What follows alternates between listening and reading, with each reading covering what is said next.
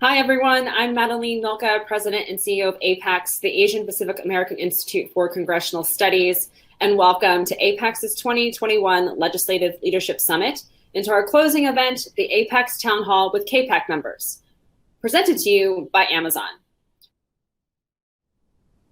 Good afternoon. My name is Chi Chang, and I'm a Senior Corporate Counsel at Amazon. On behalf of Amazon, I'd like to thank you for the opportunity to serve as the host sponsor for today's APAICS Town Hall. At Amazon, we stand with the AAPI community. We're proud supporters of APAICS's Legislative Leadership Summit, and we're committed to helping prepare the next generation of AAPI leaders through our support of your Congressional Fellows program. Today's Town Hall is a great opportunity for us to come together and discuss a way forward after a very long year of pandemic and in the middle of deeply disturbing incidents of hate crimes against Asians. Amazon will continue to stand in solidarity with APAICS and the AAPI community because we believe in creating a world where everyone can live with dignity and free of fear. We hope you had a great summit and look forward to exciting and productive town hall discussion. Thank you very much. Joining us this afternoon are CAPAC Chair Congresswoman Judy Chu, Legislative Leadership Summit Honorary Co-Chairs Congressman Andy Kim and Congresswoman Marilyn Strickland, moderated by Kurt Bardella. It's my pleasure to introduce CAPAC Chair and APAICS Board Member Congresswoman Judy Chu, who represents California's 27th District and is the first Chinese American woman elected to Congress. She serves on the House Ways and Means Committee as well as the House Committee on Small Business. Congresswoman Chu is a tireless advocate and champion for the AAPI community, and we are excited to have her join us this afternoon. Please welcome Congresswoman Judy Chu. Congressman Andy Kim represents the 3rd District of New Jersey. He serves on the House Armed Services Committee, the House Foreign Affairs Committee, and the House Committee on Small Business. And prior to serving in the House, Congressman Kim worked as a career public servant in both Democratic and Republican administrations. He served at USAID, the Pentagon, the State Department, the White House National Security Council, and in Afghanistan as an advisor to Generals Petraeus and Allen. Let's welcome Congressman Andy Kim. And Congresswoman Marilyn Strickland serves the 10th District of Washington. She serves as a member of the House Committee on Transportation and Infrastructure, in addition to the House Armed Services Committee.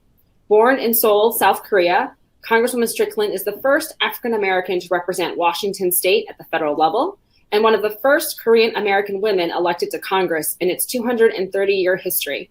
Let's give a round of applause to Congresswoman Marilyn Strickland.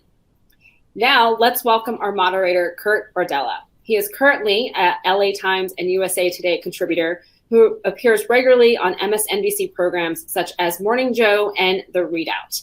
Kurt, it's all yours. All right. Thank you, Madeline, for that great introduction. And I appreciate all of our panelists for being here today. And let's just dive right into it. Congresswoman Chu, the chair of the Congressional Asian Pacific American Caucus. I think just to get us started, something that we all like to hear your perspective on is just overall, as we've seen this renewed focus on the AAPI community, violence against, the hashtag Stop Asian Hate movement come together. What has been your perception of how this entire community has come together to combat Asian American hate, both overall, but also in your own district? First of all, this has been a year unlike any other. This is a year in which we've seen a terrible rise in anti-Asian hate crimes and incidents, and it culminated in the shooting of 8 people in Georgia, 6 of them Asian women. It shocked and horrified the nation, but actually what was going on this whole past year was truly horrifying. And in fact, earlier in the year, there were vulnerable, elderly Asian Americans that were targeted, and some resulted in death. Some were requiring hospitalization. Some even lost limbs. So we know that there has to be something done. There have been 3,800 anti-Asian hate crimes and incidents. And I believe this is a turning point for the AAPI community. The AAPI community has seen that we can't take this anymore, that we cannot be invisible anymore. So all across the nation, there has been an attempt to organize, to raise our voices. There have been vigils and rallies like I've never seen before.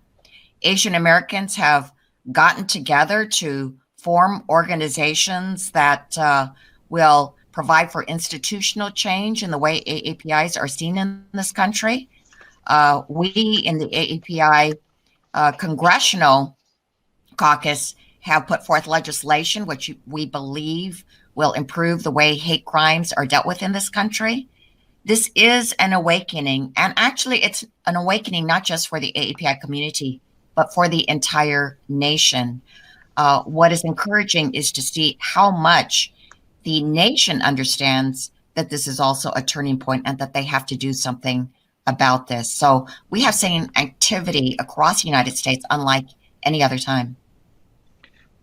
Congressman Kim, we just saw in the Senate, hate crimes legislation, specifically addressing hate against Asian Americans, pass overwhelmingly. And yet we saw it was just last fall that, your colleague, Grace Bing, introduced a resolution that, more than 150 Republicans actually opposed for some reason that I still can't quite wrap my arms around. But what do you think has changed, just even within the conversation with your colleagues and our friends across the aisle about the conversation of Asian hate from where we were last fall when Congresswoman Ming put forward that resolution and where we are now, where it looks like we're on track for an overwhelmingly bipartisan bill to pass both chambers of Congress? Yeah, thanks, Kurt. And I'll build off of what Judy Chu was just talking about, which is that, for right now, we're seeing a moment unlike anything I've ever seen during my lifetime, where the challenges that the API community has faced and is facing, that we're starting to be seen and heard. That it's horrible that a tragedy like the shooting in Atlanta, that it took something like that to hear some of these voices and to show just how dire the situation is.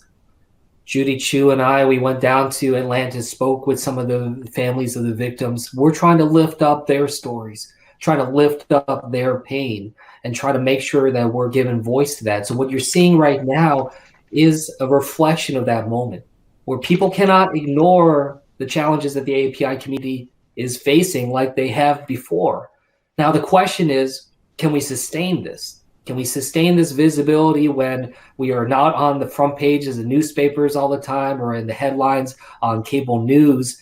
And what we're trying to build is, and Marilyn and Judy and me and others, what we're trying to build is that infrastructure so that we're able to continue on, so that we can sustain this energy and this action that we have so far. Yeah, to follow up on that, Congressman, one of the things that you've done, you've launched your own political organization designed in part to recruit more Asian Americans to participate in the political process. What went into the idea of launching this type of group, and what do you see that outlook being as we head into elections going forward? Well, I'm just trying to follow in the great footsteps of Judy Chu, Grace Bang, and others with other efforts like Aspire PAC and things like that are trying to encourage. For me, Aspire PAC was one of the first organizations that came and took a chance on me when I thought about running for office. And what I'm trying to focus on in particular is to try to build on that. What I'm interested in is actually going out and engaging young Asian Americans around this country. People who might not necessarily be thinking of themselves as public servants or people that might run for office.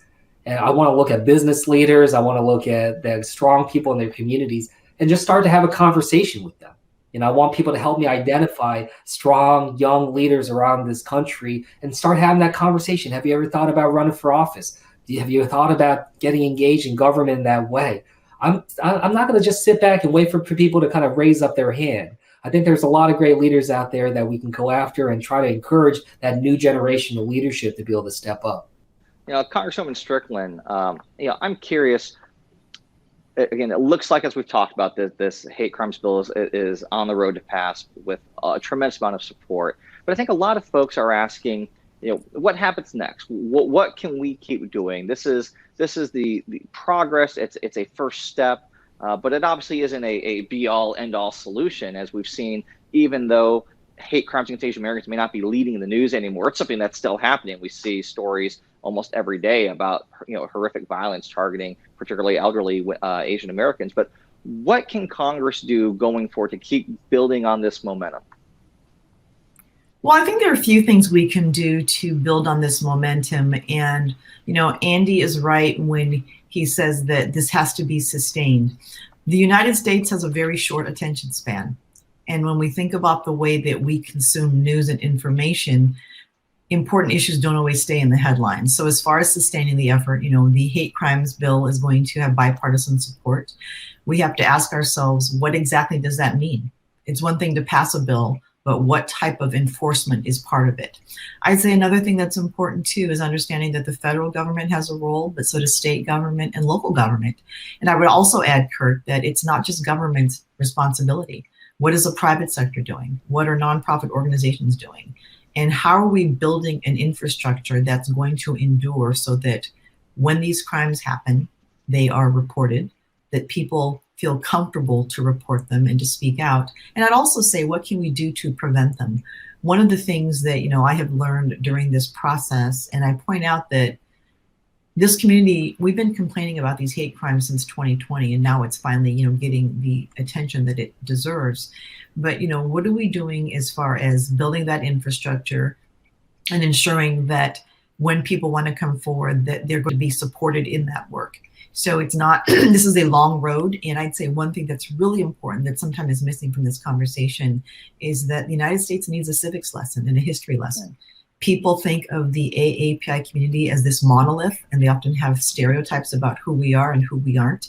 And we are very diverse in our own right. And I think there's an opportunity to talk about the contributions we have made to this country, what we do for a living, the different places where we show up. And I think that will help foster understanding and hopefully prevent some of these crimes or hold people accountable when they do happen.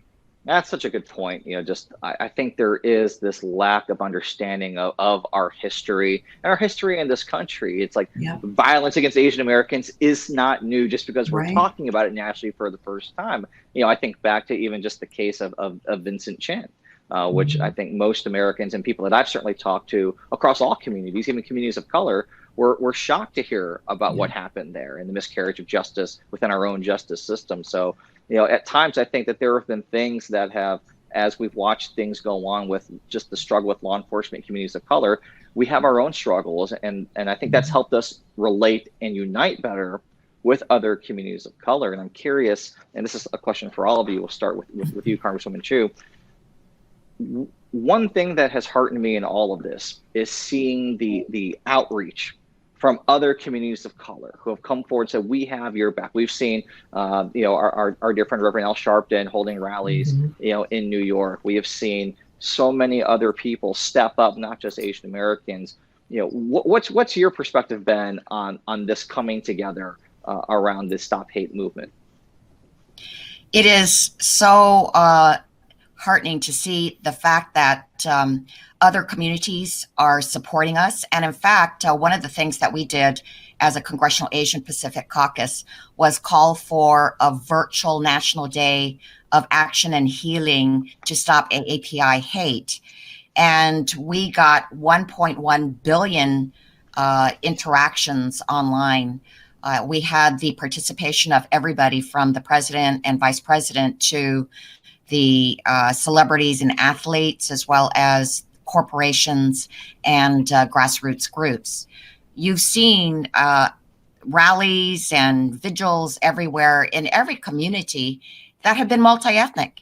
And I have to say, from our perspective, one of the greatest relationships that we have is the Tri-Caucus. That is our relationship as a Congressional Asian Pacific Caucus with the Congressional Black Caucus and the Congressional Hispanic Caucus.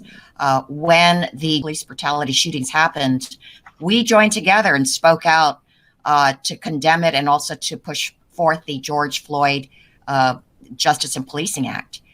But when these anti-Asian hate crimes started occurring, the Tri-Caucus supported us immediately, and they've been very, very instrumental in our journey to get this hate crimes bill passed. So it has been a movement that's brought together people from other communities. And I have to tell you that one of the first groups that ever reached out to us, and it was when nobody else was paying attention to us at the beginning of last year, was the Anti-Defamation League. They could see what was happening with these hate crimes. They lent their hand to us and said, what can we do to help? They'd been through it before. I mean, their whole reason for existing is to combat hate crimes in the Jewish community, but they have a lot of experience with it.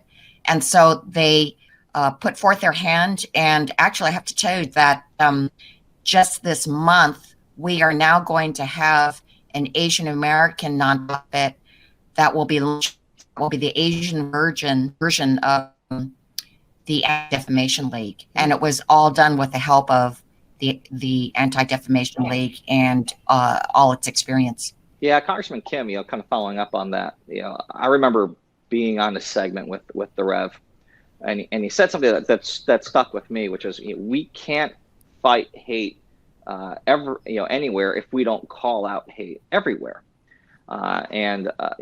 Just seeing, even on social media, organizations, the NAACP has been very vocal in supporting us.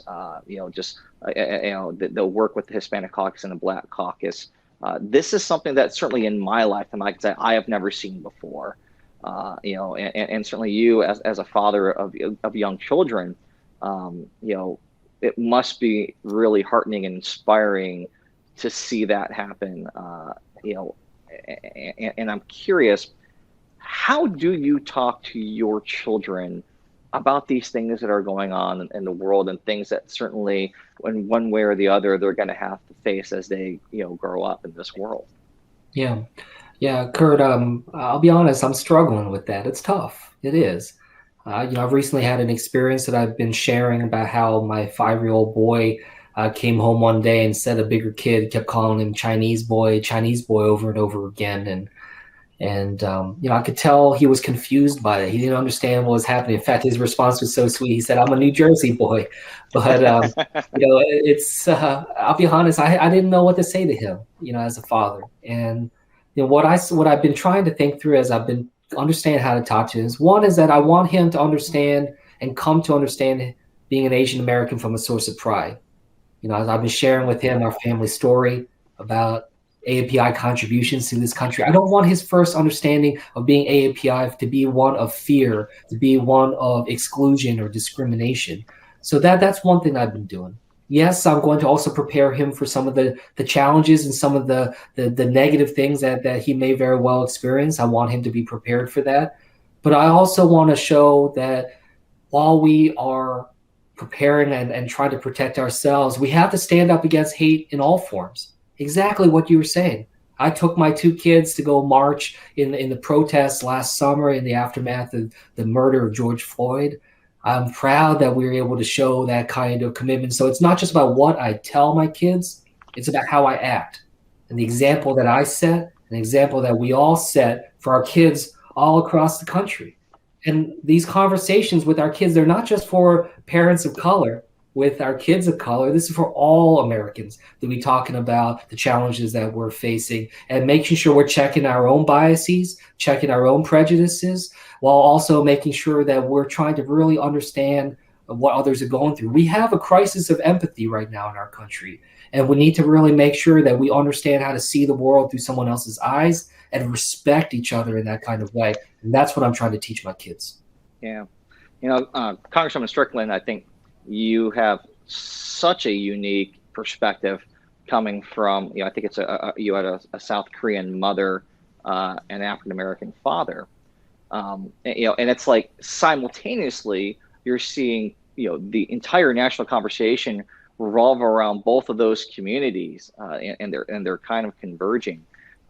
Just from your own, I think, remarkable life experience, how have you been both, really coping with all of this, but also using your own life experience to be a leader in all of this? Oh, that's a great question. And I often think about the way that we have to navigate the world as people of color, how you wake up every day, you kind of put on your emotional armor and think about, okay, I'm going to go out into the world today. And, as someone who is half Black and half Korean, you think about all the things that are happening in this country right now. One of the things that's really interesting to me, though, as we talk about, this violence against African Americans, this violence against Asian Americans, and just the history of violence in this country, I think about the tri-caucus experience that Congresswoman Chu just described. And I think that is so vitally important because there is a history of trying to pit communities of color against each other. Mm-hmm. So there's this pie, and there is a section of it. And I think historically people have said, okay, this is what you all get, all of you people of color. You're all in this bucket, so this is all you get. And I think there's a reckoning that we have to think about how we come together, but not just isolate ourselves in a corner. I think about this conversation of what is American, what is foreign. And it often feels as though when I think about being a member of the Asian community, there's this otherness that permeates the way the world sees us. And maybe that's a function of stereotypes they have. Maybe it's a function of our appearance. And then at the same time, there's a term called white adjacent. And for some people, they don't even view Asian Americans as people of color because, quote, the conversation is about how adjacent are you to whiteness. And so as I navigate this world, I say that, I will always stand up for my communities, but I also urge my communities to come together. During the Black Lives Matter protests, a friend of mine who is Black and Korean created these T-shirts and masks, and it was Asian Americans for Black Lives, and it's a fist with a Korean flag, but it's a Black Lives Matter fist. And so how do we find ways to find common ground and come together? It made my heart swell to see Reverend Sharpton with Grace Meng in New York holding this rally about anti-Asian hate. But we have to think about the fact that there are some places where there's a lack of trust between different communities of color. But how do we find that common ground and say, okay, we're in this together, because when one of us gets hurt, we all get hurt.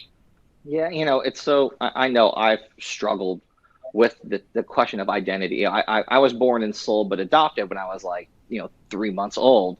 And so, and much like Andy's kids, when other children would make fun of me, I didn't understand. It made no sense to me because I just thought of myself as a member of my family, and it never even occurred to me that I was different in any way until other people pointed it out. And it's really struck a chord with me personally as we watch these conversations unfold now, because a lot of it is just reliving things that I think probably all of us at varying points have certainly experienced.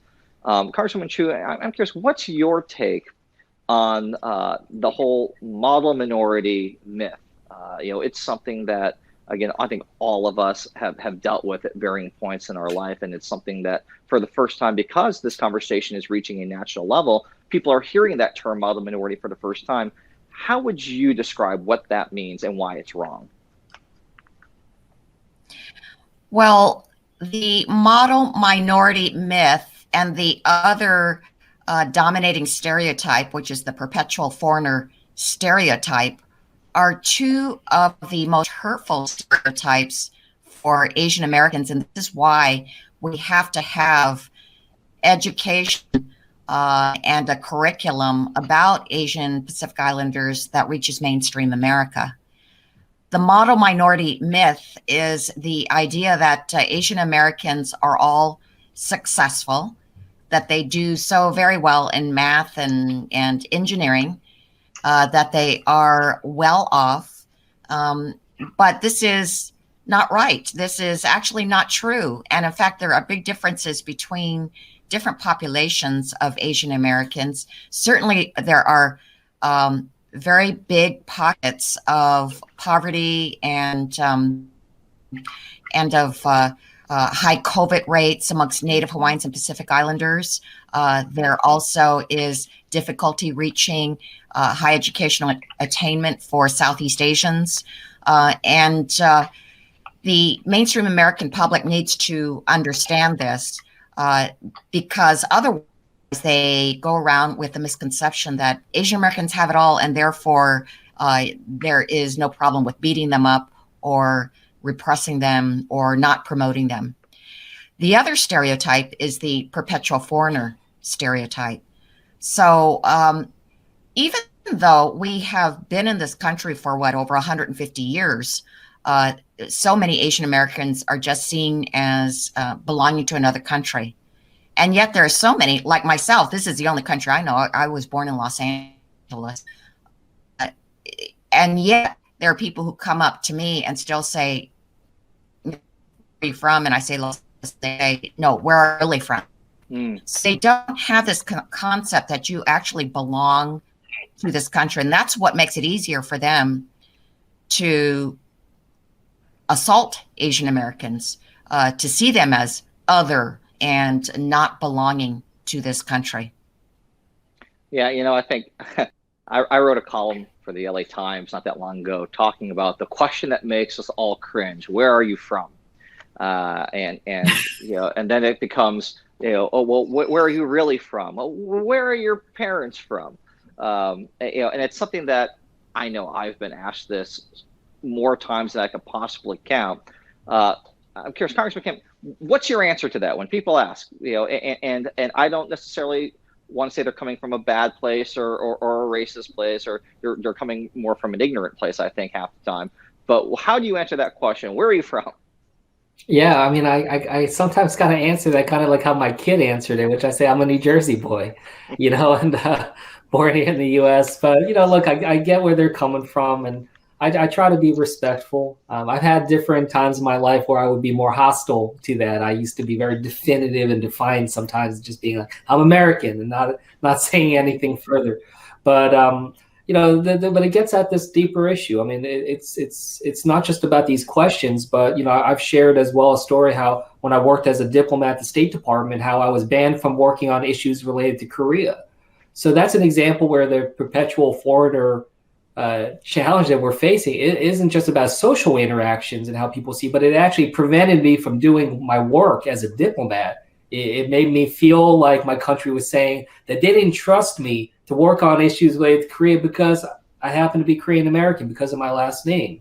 And to me, what that came across as saying is that there are limitations to your loyalty. That's how I read it. Mm-hmm. That my country was saying that we think that your loyalty has limitations here, and that you're not going to be thinking about America primarily, if we have you work on something that's related to your ancestral home. That was hurtful. And I don't think they understood how hurtful it was to me. And now as a member of the House Foreign Affairs Committee, I'm trying to change these types of challenges affecting our diplomats and make sure that we as a nation think about our diversity as a strength, especially at the State Department, where it is literally America's face to the rest of the world.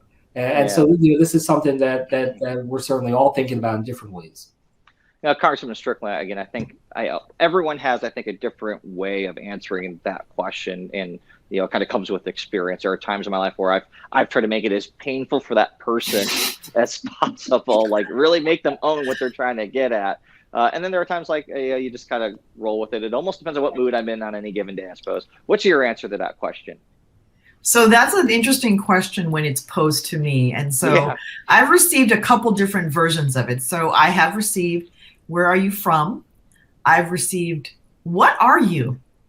And so, depending on what season it is and how I'm wearing my hair, that question manifests itself in very different ways. So when people say to me, where are you from? I proudly say Tacoma, Washington. And then I say, but I was born in Korea, and I talk about my ethnic background. And, I think about how I ask that question, because sometimes I will, be in the world of just, doing my job, or I'm meeting people in events, and I see a surname and I don't know where it's from. So I say, what is your family's ethnic background? Because I'm trying to get an idea of what a surname is. And this is typically a question I ask of white folks, because it's curious to me to look at different surnames and where people are from. And so that may be a way I present it. And, I think that Andy is right. I don't believe that every person who asks that question is doing it maliciously, but I also think it's an opportunity for us to, subtly or not so subtly educate people. And again, where are you from? Or what are you? I've heard people ask me what I am more than I've heard people ask me where I'm from. Although I did have someone reply to me once when I said I was born in Korea. They told me that my English was really good. Oh, and gosh. I said to them, and so is yours. Yeah, I mean, it's something that we have this feeling where somehow just random social interactions end up with us having to give a Reader's Digest version of our entire biography. Right. Whereas if your name is Joe, Steve, Jeff, Mark, Matt, you probably don't have that interaction the same way that we do. Congresswoman Chu, what's your answer to that question? Where are you from?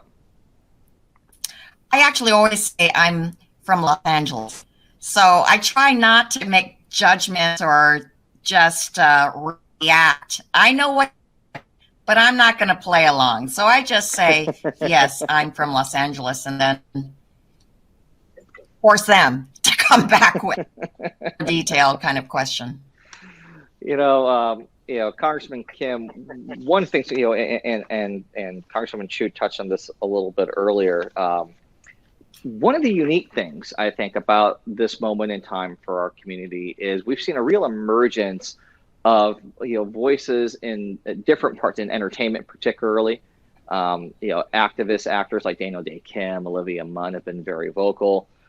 It was just announced that the Asian American Foundation and the Coalition of Partners are launching something called the CS Unite cultural campaign that in part launches with this May 21st event that's going to be broadcast across the MTV Viacom networks that'll feature Daniel Day Kim, Lisa Lang, Ken Jeong is hosting it, among others.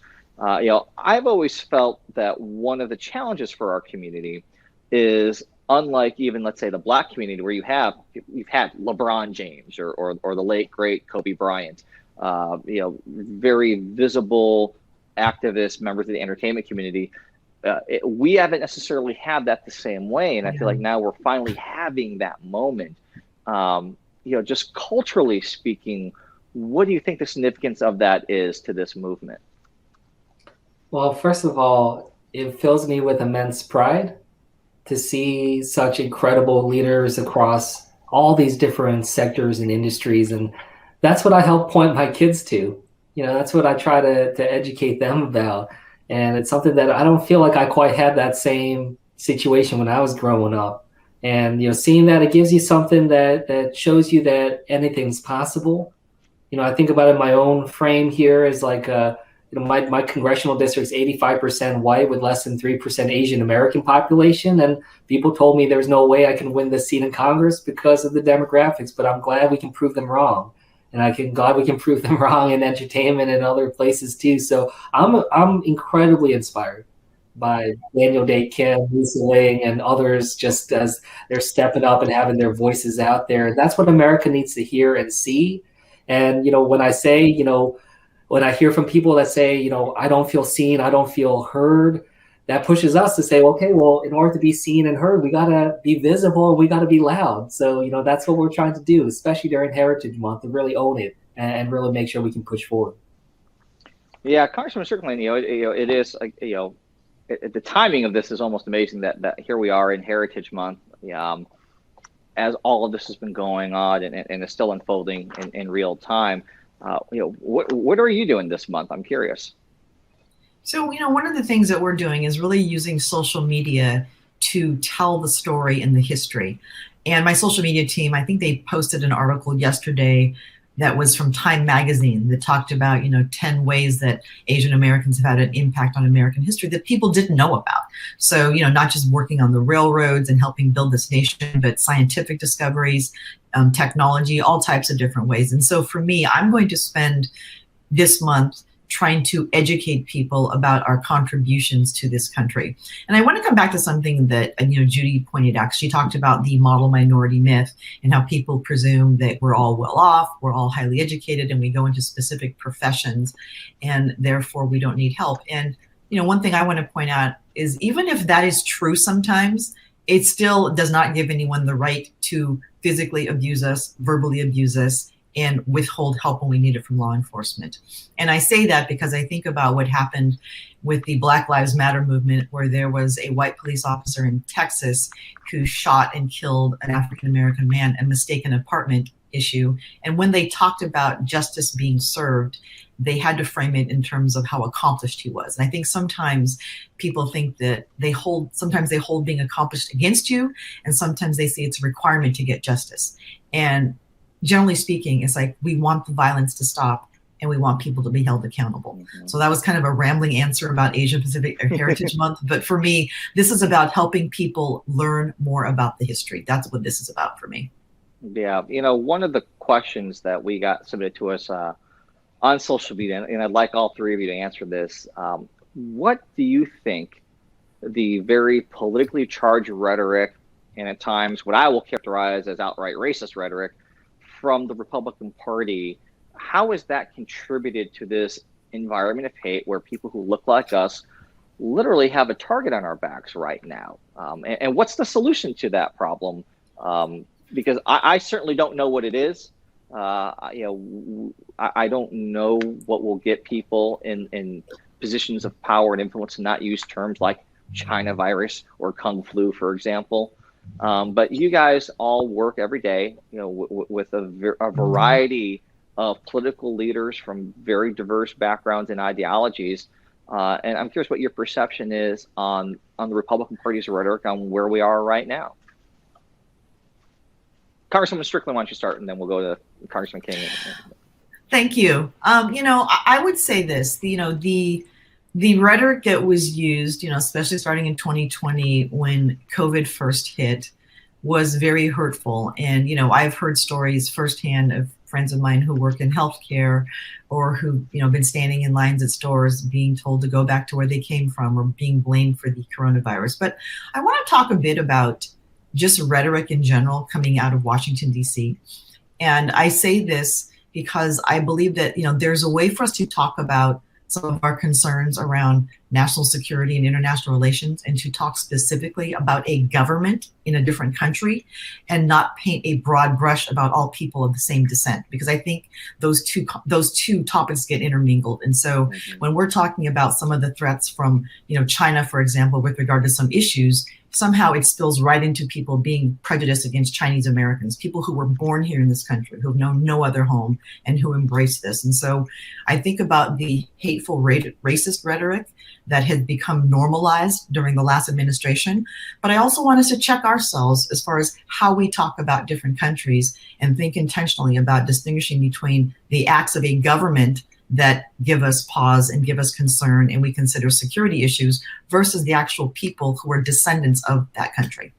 Yeah. Congressman Kim, what do you make of the rhetoric of the Republican Party?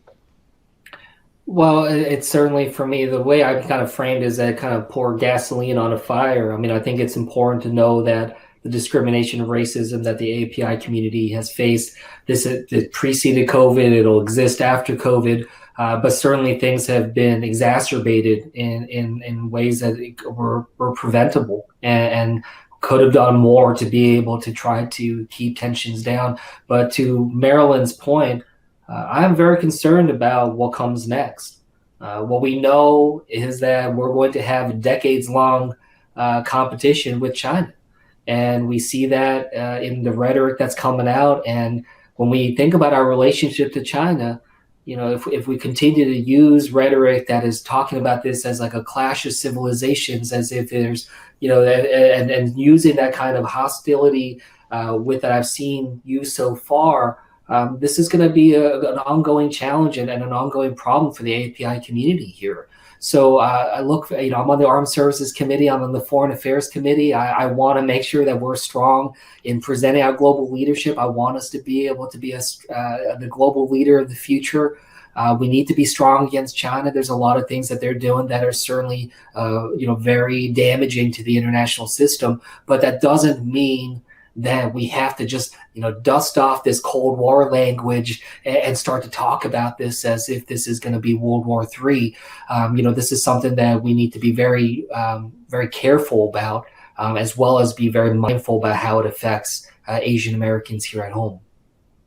Congresswoman Chu, your perceptions on the Republican Party's rhetoric and how it may have contributed to the rise in violence we're seeing right now. Let us be utterly clear. It was Donald Trump's rhetoric that fanned the flames of xenophobia. There are no two ways about it. We saw a huge spike in anti-Asian hate on Twitter as soon as he started using the terms China virus, Wuhan virus, and Kung flu. And he did it despite the fact that the CDC and the World Health Organization warned not to use such terminology because of the stigma it would cause those from that country or of that ethnicity. Yet he doubled down. He used it even more. Of course, it was obvious why he was doing it. He wanted to deflect blame from his own failed response to the coronavirus. He also wanted to deflect attention to his far too close ties to Russia and instead put all the blame for everything on China. Yeah. Well, he continued to do that, and his followers then continued the rhetoric. And this is why we see what we see today, this feeling amongst his followers that it's okay to hurt people of Asian descent and that they are to blame for the difficult situation that they are in now. But you could also see what a difference it makes when somebody at the very top changes that rhetoric. Mm-hmm. President Biden took office within 1 week. He issued a presidential memorandum condemning this anti-Asian hate, but also saying that the Department of Justice should work with the AAPI community in combating it. Now, when somebody from the very top says that, it sends such a powerful message to people all across the United States. And then he continued it in his first primetime address, in the State of the Union. He did additional actions. He brought us to the White House to discuss more things that can be done about anti-Asian hate. It changed the tone entirely. And that's what we need. We need the voices at the very top who will stop this rhetoric. But even then, Republicans are still afraid to buck Trump. And that's why even in the hate crimes bill that's going to be on the floor in the week after next, they had to take out any reference to Trump. That was the compromise. Mm-hmm. The Republicans still to this day refuse to acknowledge his role in all this hatred against Asians, the assaults, the murders, the kind of post-traumatic stress syndrome that people have now. He refuses to acknowledge it. Yeah, you know, and I thought it was such a refreshing change to have a president who has been eager to have the advice and input from the Asian American community. So much so I know that Congresswoman Chu, you've been very vocal about wanting to see more representation in the federal government in the Biden administration. And that was one of the reasons why he called that meeting and invited many of your colleagues to have that dialogue. He has since appointed a senior level administrative aide within the White House to do outreach to our community. What was that meeting like with President Biden? I have to say that it was, for one thing, so great to be in the White House after 4 years of not being there at all, and in fact, being ignored totally. So to actually be invited within the first 100 days to the White House to talk about issues of major concern to AAPIs was just incredible. And the president and vice president were there.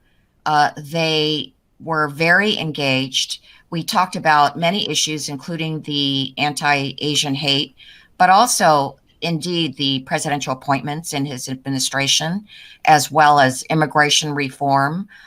We talked about the need to educate Asian Americans, the need to have an AAPI curriculum that would tell everybody what our history and issues are and talk about the diversity that we have. We talked about getting an AAPI Smithsonian Museum started. Can you imagine having one right there on the mall that everybody of every ethnic background could go to truly see what we are all about?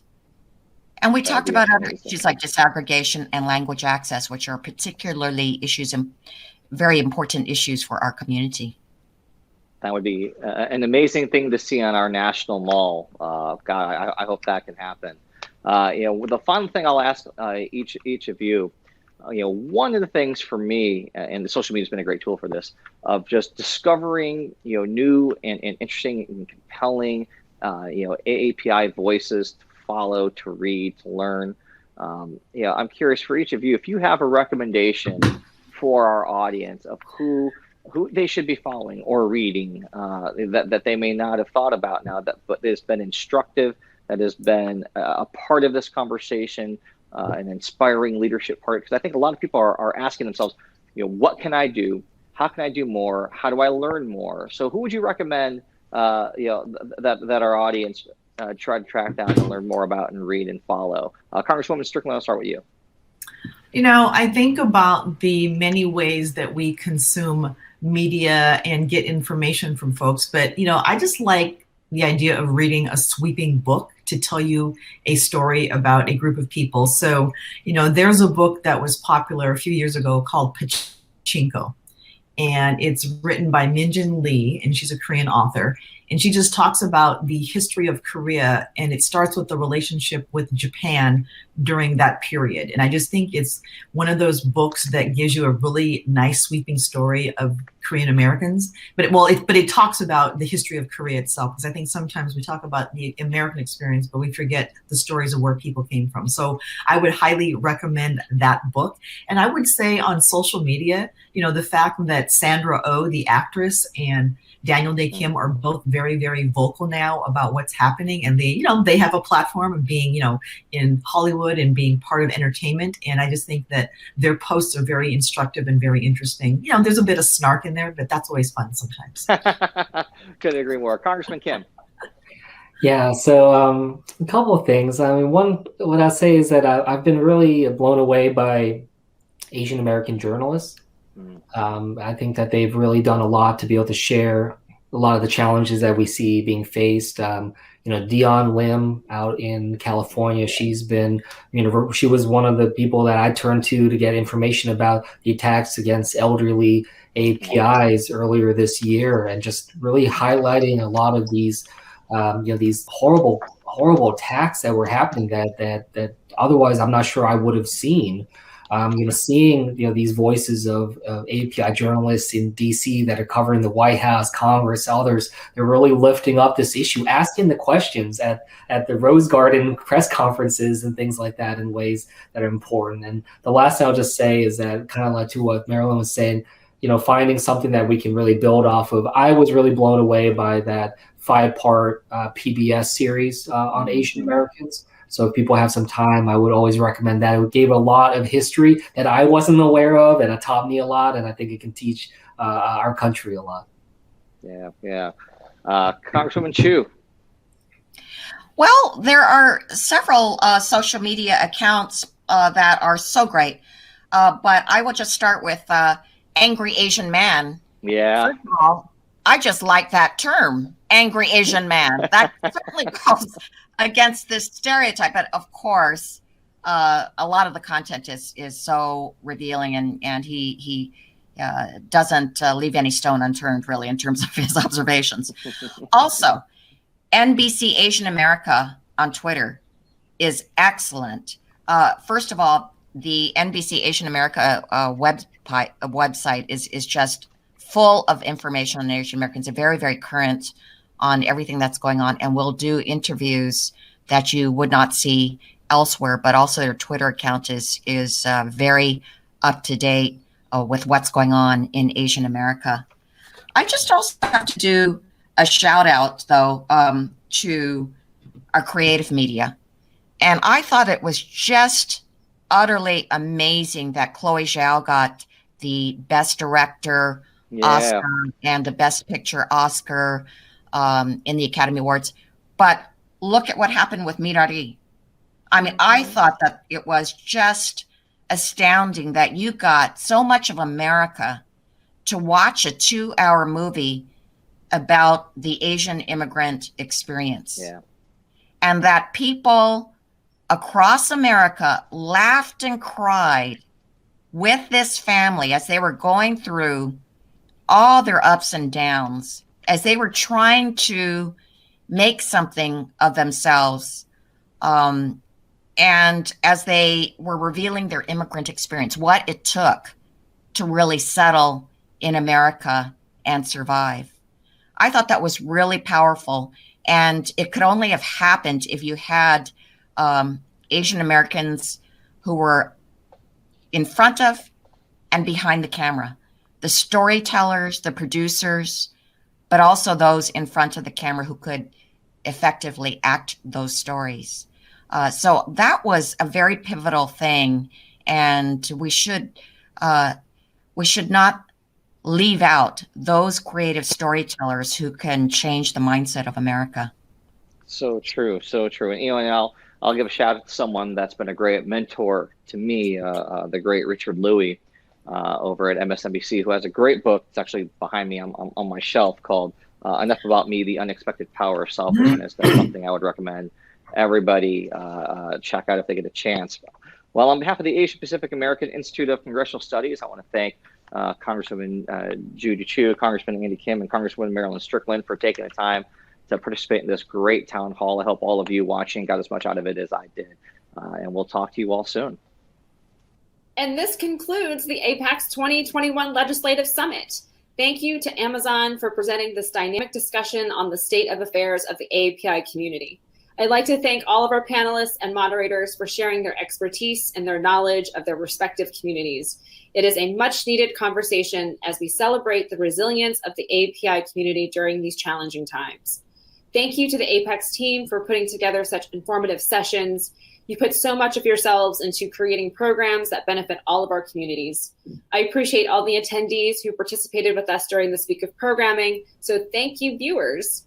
Join us tonight at 5:30 p.m. Eastern Time for the Gala Pre-Show and at 6 p.m. Eastern for the 27th Annual Gala by tuning into the APAICS Facebook page or YouTube channel. Thank you for joining us, and I look forward to seeing you the next time.